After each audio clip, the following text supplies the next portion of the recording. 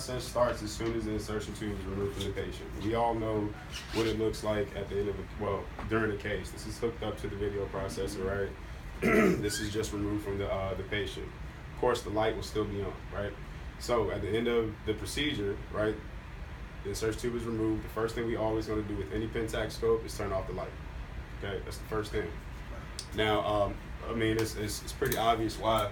You know, that lamp, it costs a lot of money to actually replace. It's not like a lamp you can just throw up in the ceiling or something like that. You just want to utilize it when you can, okay? When you have to use it. So take the insertion tube out, turn the light off. All right, now, again, I'm gonna throw some numbers at you today. And that's mainly because, you know, the FDA gets involved in our cleaning processes and they want to know exactly how much time and how many times you're wiping something off. It needs to be calculated at this point, okay? Turn the lamp off.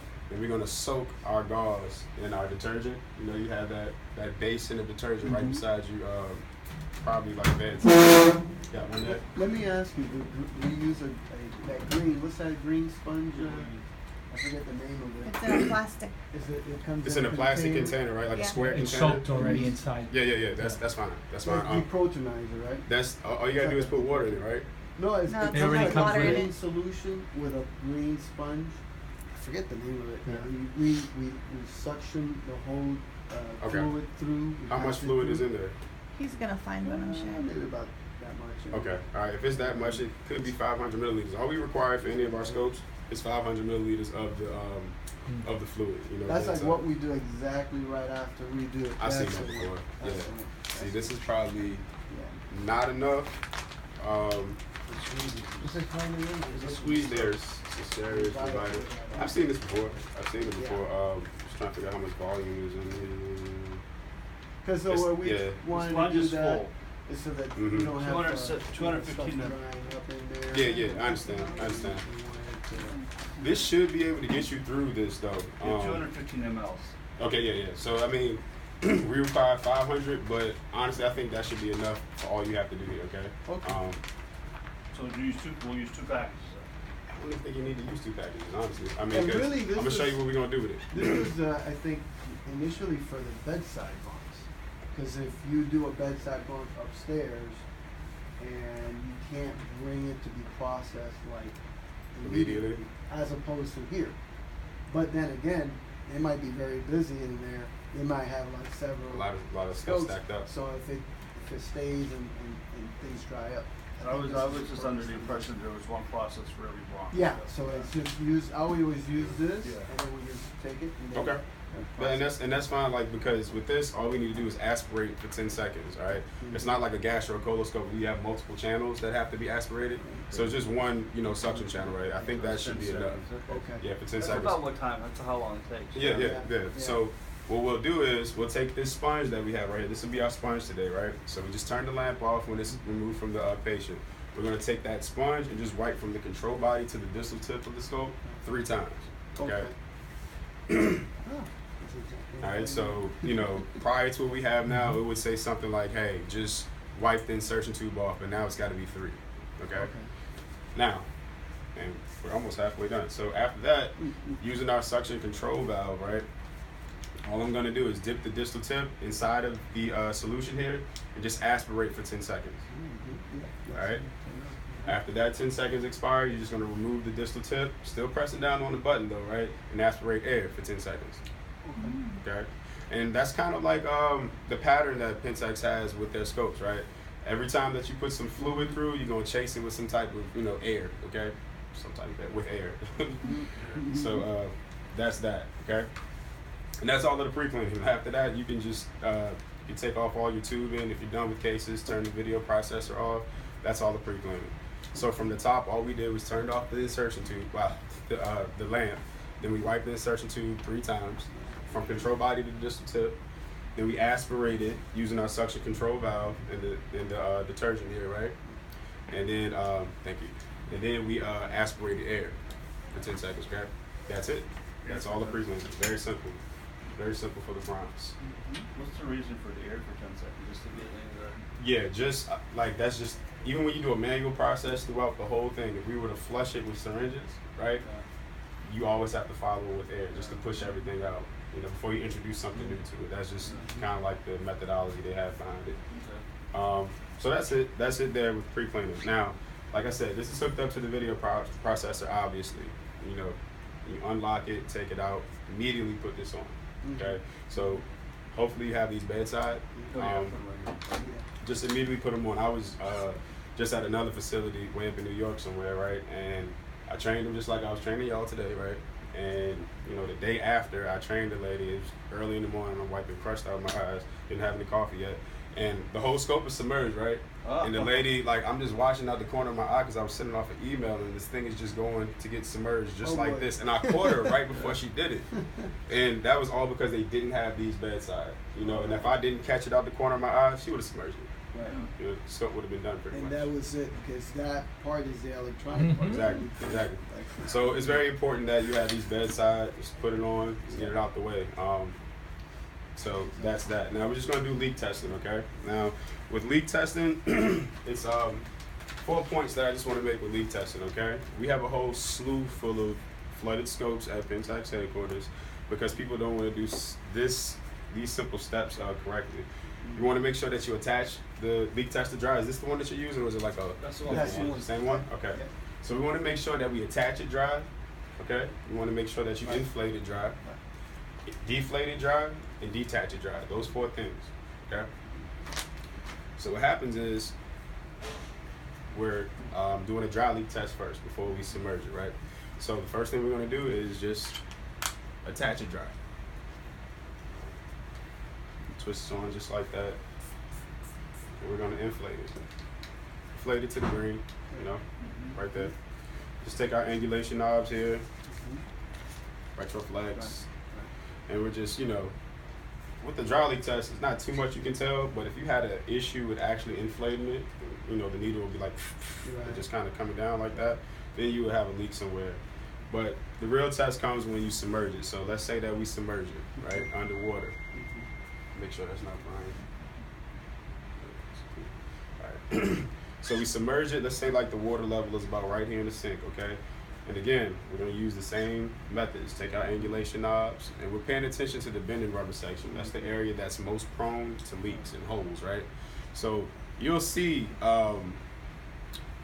like in this section, if there's a hole, you see like a stream of bubbles coming up from like champagne bubbles. If you see any bubbles exiting the distal tip, a few of them here and there, that's fine. It's just escaping air, you know, when you do the angulations. But if you see like a large stream of bubbles, like boo boo boo, just coming out like that, you got a huge problem. More than likely. So when you're doing a dry leak, if you have a leak, why is it not leaking pressure here? Would it, if you have a big enough leak, will it leak pressure? Yeah, that's what I'm saying. If you're doing a dry leak test, right, and you're trying to inflate it and it decreases like that, or you have an issue even inflating it, then you have a leak somewhere, okay? So at that point, you just want to wipe it off, And bring it back in. No, don't put it in water at all. That can make matters worse. Yeah. You know, so Once just you find out a leak, you need to stop. Yeah, just discontinue it, wipe it off as best you can. But when it comes to Pentax, they're gonna go through a whole cleaning process before they fix it anyway, or evaluate it. Okay, so we're still submerged. If, like I said, if you see a large stream of bubbles coming out the distal tip, more than likely you have a leak somewhere. All right, so and this is never to be submerged. Okay, so that's kind of like counter side or something like that. Now, let's say the water level is here, right? I'm just going to take this out of the water, just this portion. That half can stay in. This part right here, you just take out. Sure. Then you deflate. And then we're going to detach. Okay? So everything that I did as far as attaching and detaching, inflated, I did above water. And I mean dry. Some people like to get real technical. Well, technically, Justin, it's still wet. I'm like, okay, I mean out of the water. That's what I mean by dry, okay? Some people have said that, right? Oh, one thing I forgot to do. Make sure when you do your leak testing, just make sure all the accessories are off, okay? Make sure those are off. I forgot to let you know about that. So, just finished our leak test. We're still in the water right now, right? And what we're gonna do is put the proper amount of enzymatic solution in our sink. Hey, Brian. Okay. James. So we're gonna put the proper amount of enzymatic solution in our sink, okay? And what I'm going to do now is just take the sponge that you have here, that you're using. This is going to be our sponge again. And we're just going to wipe the whole exterior of the scope off one time, okay? Just wipe everything from the PV connector side, tubing here, control body, insertion tube. Wipe all of that stuff off pretty good one time, all right? Now we're going to utilize our brushes, okay? These are the 3 brushes that we use for cleaning here. It's like a middle-sized brush, a long one, and a small one, okay? This brush here, what we're gonna do is insert it into the suction nipple, and it comes out of the suction cylinder, right here, okay? And just take it out, clean your bristles off, put it in again. You're gonna do that 4 times, okay? Got it? All right, so 4 times into the suction nipple. That's what it's called. And then this brush is going to go into the suction cylinder, and it goes about halfway down into the control body here. And then you're going to pull it out, wipe it again, put it in, total 4 times. Okay?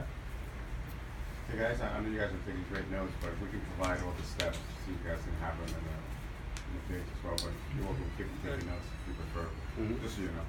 We don't expect you to memorize everything. Right, it's a lot of numbers. Now, after we finish with this is done now, okay? Put that away.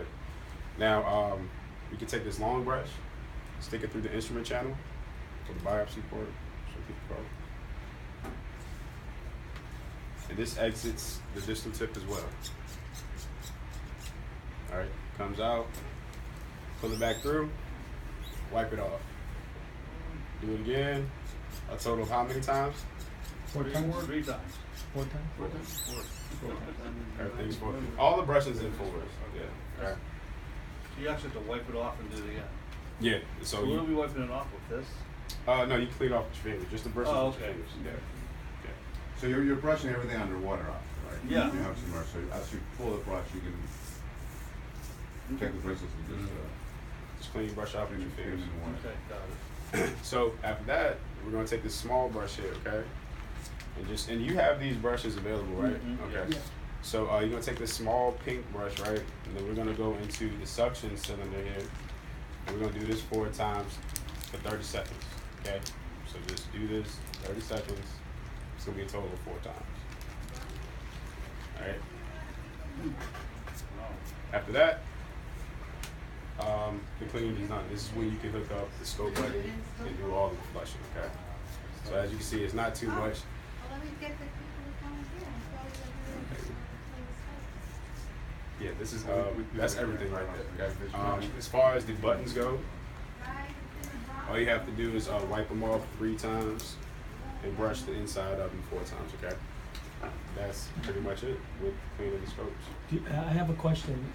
For the drop these in Pentex the- just sent an alert or some sort. No, Is when that you something that clean you the guys scope, will we'll address put this in the now? bag and clean it. Or is Yeah, this a yeah. change Yeah. of Send them practice to altogether? processing. Or Yeah, just yeah, a you can, reiteration of things we they can be already do? reprocessed. All the above. Sounds like it. All the above. Okay. But the alert was just came in. Yes. The one you got a few weeks Honestly, ago. I have. I think, haven't well, I'm not seen sure if it was a few the weeks times. ago or I've it seen just came in, because I know It's both Denise ones that- is the one in charge and she told us about it. Denise Johnson?